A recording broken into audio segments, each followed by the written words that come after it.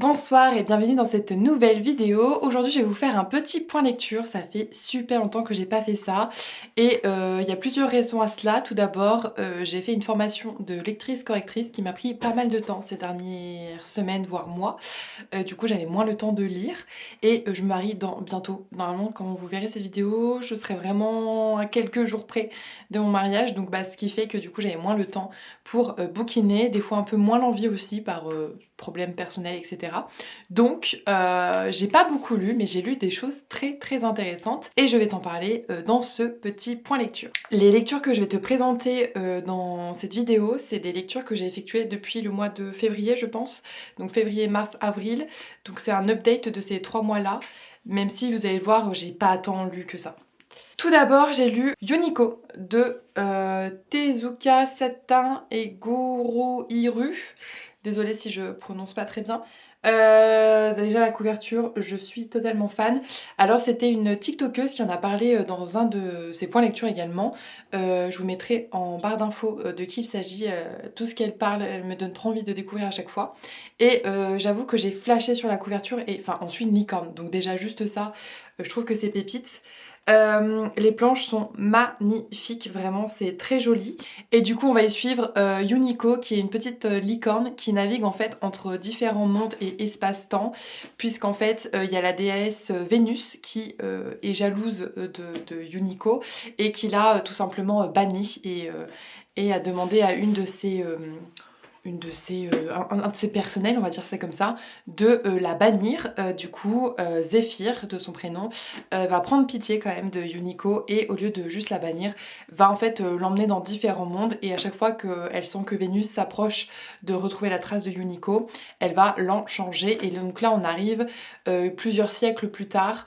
Depuis la première fois qu'elle fait ce petit manège de changer à chaque fois de territoire. Et donc on arrive dans un monde tout à fait lambda, une petite ville, tout ça, tout ça. Et Yuniko va rencontrer Chloé, une petite chatte. Et en fait, elles vont toutes les deux vivre une petite aventure, puisqu'elles vont découvrir, enfin elles vont tomber sur une petite dame chez qui elles vont être hébergées, on va dire ça comme ça. Et en fait Chloé va tout en même temps que Yuniko, parce qu'en fait à chaque fois ce qu'il faut savoir c'est que Yuniko perd sa mémoire de toutes ses anciennes vies, donc elle ne se souvient pas à chaque fois de qui elle est, de ses pouvoirs, parce que c'est une licorne qui a des pouvoirs, et avec Chloé elles vont découvrir ensemble les pouvoirs de Yuniko. J'ai adoré ce roman graphique, je pense que c'est un roman graphique. C'est à la fois frais, rafraîchissant, il y a des petits moments un petit peu touchants, il y a de l'action, il y a eu des moments où j'étais un peu en mode oulala mais qu'est-ce qui va se passer, et je trouve que c'est un parfait mélange d'émotions qui fait que du coup ça fait une bonne histoire et j'ai super envie de lire le tome 2. Ensuite j'ai lu la duologie Ormond de Anna Briac, donc le premier tome c'est Par-delà nos rêves et le second c'est Par-delà nos ombres. Je vais vous faire un update sur les deux parce que je les ai enchaînés. Alors déjà il faut savoir que moi j'avais découvert Anna Briac avec Tenebrae, que j'avais adoré, et là dans la duologie Ormond c'est en fait du contemporain, enfin c'est une romance contemporaine, et du coup j'avais hâte de la découvrir dans cet univers là, sachant qu'en plus je trouve que les couvertures, alors je crois que c'est que la version ebook, enfin moi je les ai sur Kindle, enfin l'abonnement Kindle, et je sais que les couvertures sur cette plateforme là sont magnifiques, j'aime beaucoup, et j'avoue que c'est ce qui avait aussi attiré mon attention. Donc en plus de savoir que Anna Briac est une bonne autrice, la couverture une fois de plus, voilà, j'avoue que je fonctionne beaucoup à la couverture, m'avait beaucoup interpellée.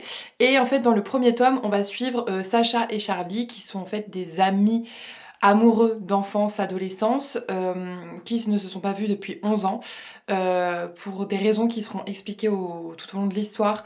Il y a eu une séparation assez brutale, et là en fait voilà, ils se retrouvent après 11 ans de pas de contact, de rien du tout, ils se sont pas donné de nouvelles, etc.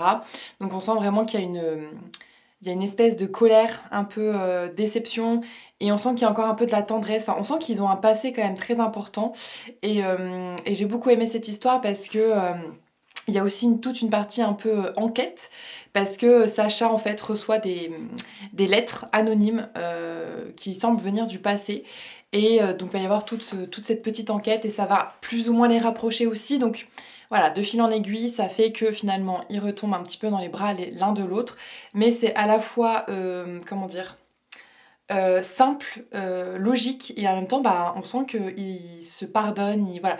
Il y a tout un truc où quand même ils vont de l'avant et je trouvais ça très beau. Leur amour mutuel est flagrant mais leur blessure également. Et les deux événements, parce qu'il y en a deux je trouve, qui ont fait qu'ils se sont séparés quoi, qu'il y a eu une cassure on va dire, ça les a forcés en fait à prendre en maturité, surtout un des deux événements je trouve que voilà. Et c'est une thématique que j'ai beaucoup aimée. Je spoilerai pas parce que voilà, je suis pas sûre que ça soit dit dans le résumé. Et du coup cet incident a laissé des traces bien évidemment. Et en fait, ils vont avancer ensemble, se pardonner ensemble et retomber amoureux l'un de l'autre ensemble. Et c'était vraiment une très chouette histoire. Vraiment, le côté enquête, secret de famille et tout m'a beaucoup plu également. C'est ce qui a un peu tenu mon attention aussi parce que j'étais dans une période où j'arrivais vraiment pas beaucoup à lire. Et je pense que s'il y aurait eu que la romance, j'aurais galéré à y retourner. Parce que même si je les trouve très chouettes les personnages, j'avoue que personnellement j'ai eu du mal à m'attacher à eux. Alors je pense que ça n'a rien à voir avec la plume de l'autrice et que c'est juste moi le moment où je l'ai lu, où ça correspondait pas à une bonne vibe de lecture. Mais c'était une très bonne lecture. Même si du coup j'ai préféré le second tome, Par-delà nos ombres, que du coup j'ai lu dans la foulée. Et au début j'avoue que vu que j'avais pas... Alors j'ai bien aimé ma lecture du premier tome, hein, mais, euh, mais je sais pas, j'avais pas non plus été waouh, scotché, machin, bidule. Donc j'étais en mode ouais bon je le lis parce qu'il est sur l'abonnement aussi et que bah, j'aime bien aller au bout des choses quand même. Donc je l'ai lu sans trop savoir à quoi m'attendre. En plus j'avais pas capté de quel personnage exactement on parlait parce que du coup c'est une suite mais sans en être une. C'est-à-dire qu'on suit plus Sacha et Charlie mais on suit Hugo et Sian. Et j'avais pas forcément capté qu'on suivait ces deux personnages là. Donc j'étais un peu en mode bon en plus je sais même pas quel personnage on va suivre. J'avais pas forcément lu le résumé, donc je savais pas trop. Et du coup, ça a été vraiment une excellente lecture. Vraiment, je regrette pas du tout de l'avoir lu. Au contraire, je pense que je serais passée à côté d'une excellente lecture si je n'avais pas lu ce second tome. Et ce que j'ai bien aimé, c'est qu'en fait, on a retrouvé l'univers du premier, mais et les personnages, bien évidemment, mais sans que ça prenne trop de place. Genre vraiment, j'avais l'impression de... Enfin, limite, je pense qu'ils peuvent se lire indépendamment. Enfin, clairement, si on n'a pas connu l'histoire de Sarah et Charlie, ça entache rien vraiment à l'histoire du second tome. Et c'est un truc que j'ai bien aimé parce que des fois il y a des suites, enfin des tomes compagnons où quand même t'es un petit peu perdu si t'as pas lu le premier tome. Là je pense que pour le coup si t'as pas lu le premier tome tu peux carrément juste lire le second. Et, euh, et du coup c'était cool de à la fois les retrouver mais pas trop et de vraiment se concentrer sur Hugo et Sian. Ce que j'ai préféré dans cette histoire c'est que l'histoire entre Hugo et Sian elle est bouleversante. Enfin j'ai trouvé vraiment que les personnages sont bouleversants. J'ai, pour le coup, alors dans le premier tome, j'avais galéré un petit peu à m'attacher au personnage, mais alors là, je me suis attachée mais direct, vraiment. Hugo et Sian, c'est des personnages qui ont un passé assez, pas atypique, mais voilà, il y a un événement, enfin un élément, surtout concernant Sion, qui fait que quand même c'est atypique. Et c'est une thématique que j'aime beaucoup et du coup j'ai adoré. Hugo m'a beaucoup touchée aussi. Et on est vraiment sur une histoire vraiment de reconstruction. Et le petit plus qui a attrapé mon cœur, c'est vraiment que on évolue dans un monde où les chiens de traîneau sont vraiment mis en avant. On a plein de termes de vocabulaire, etc. qui englobent tout cet univers. Et en plus, ça a vraiment un impact dans la relation, dans l'histoire. C'est pas juste, voilà, Hugo, il a son truc de chien de traîneau, et puis si on vient donner un petit coup de main ou quoi, c'est vraiment...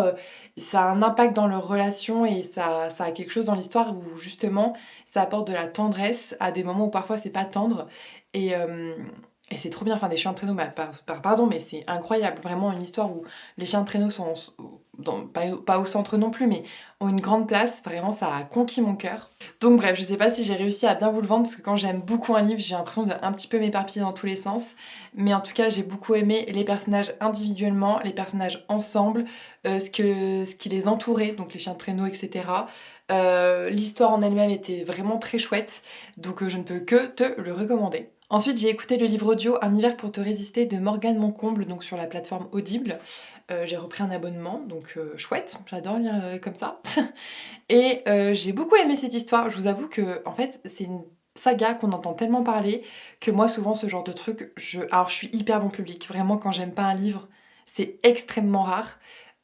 Mais c'est vrai que quand il y a une trop grosse hype autour, j'ai du mal souvent à me dire vas-y, moi aussi je vais découvrir ce qu'il en est, etc., etc.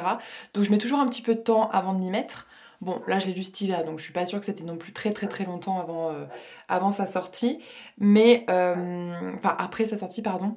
Mais du coup, je m'attendais à trop rien. J'avais pas spécialement lu les résumés, j'avais juste vu qu'ils étaient présents sur Audible. Je m'étais dit, bah voilà, on est en hiver, c'est parfait pour écouter un truc qui parle d'hiver.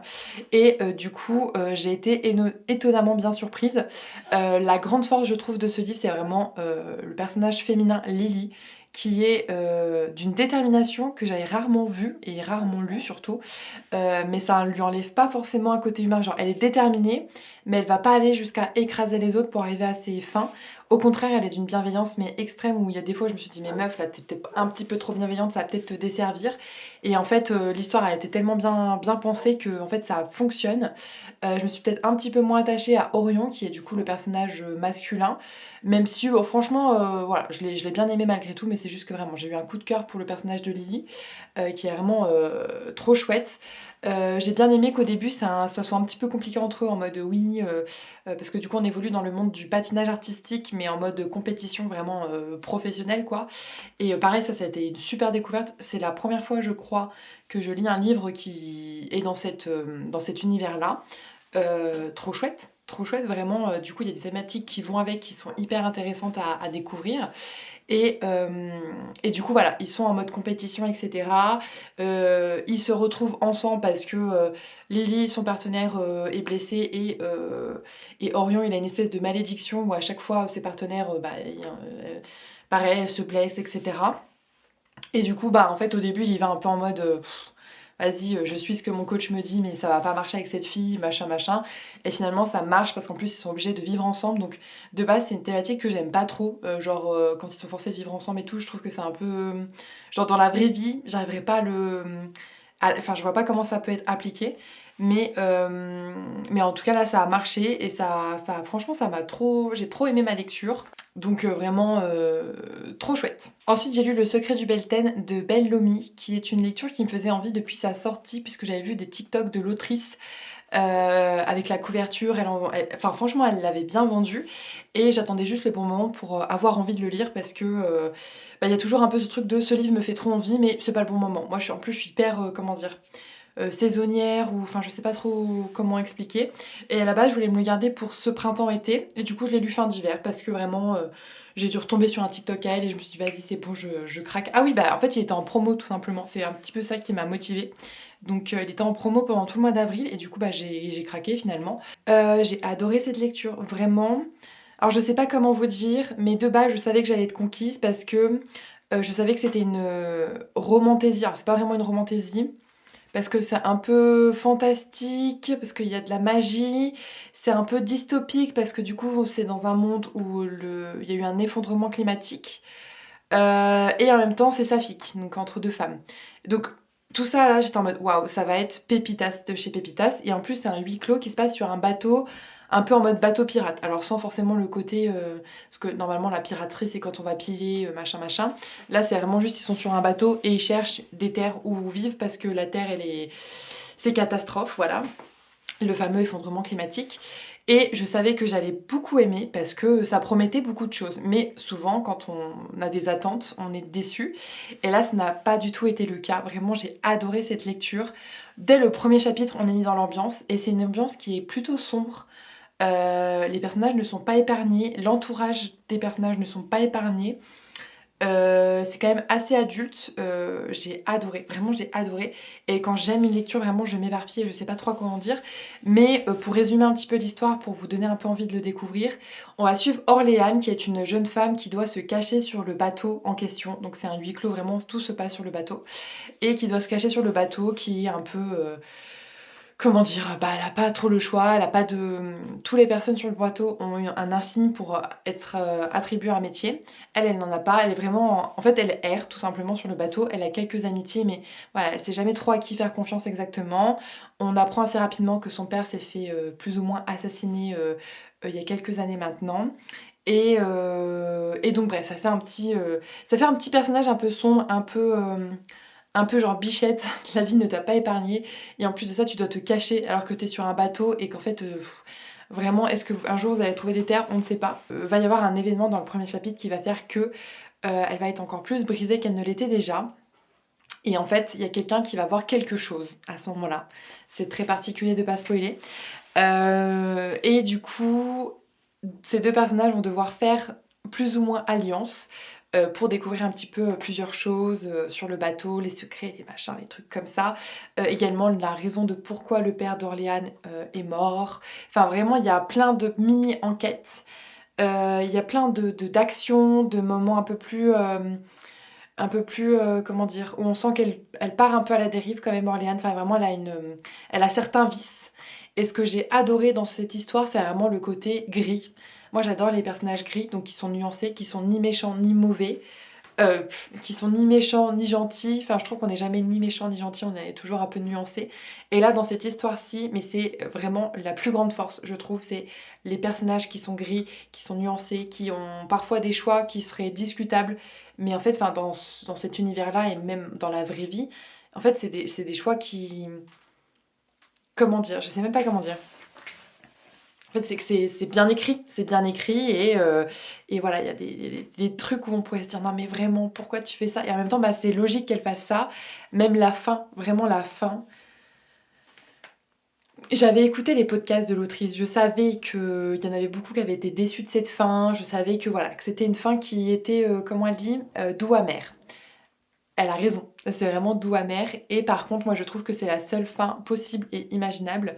Et franchement je trouve que toute l'histoire elle est parfaite. La romance entre les deux femmes, elle prend la place pile ce qu'il faut. Vraiment elle prend pas trop de place. C'est assez intéressant pour qu'on puisse avoir envie d'en découvrir un petit peu plus. Mais c'est vraiment un aspect secondaire de l'histoire. Et en même temps il y a des enjeux qui deviennent un peu plus primaires, on va dire ça comme ça. Et vraiment le côté effondrement climatique, le pourquoi du comment, les petites enquêtes, les petits secrets, tout ça. Et franchement, même le côté magie, moi j'ai trouvé qu'il était très bien. Enfin, vraiment, le world building de ce livre est impeccable.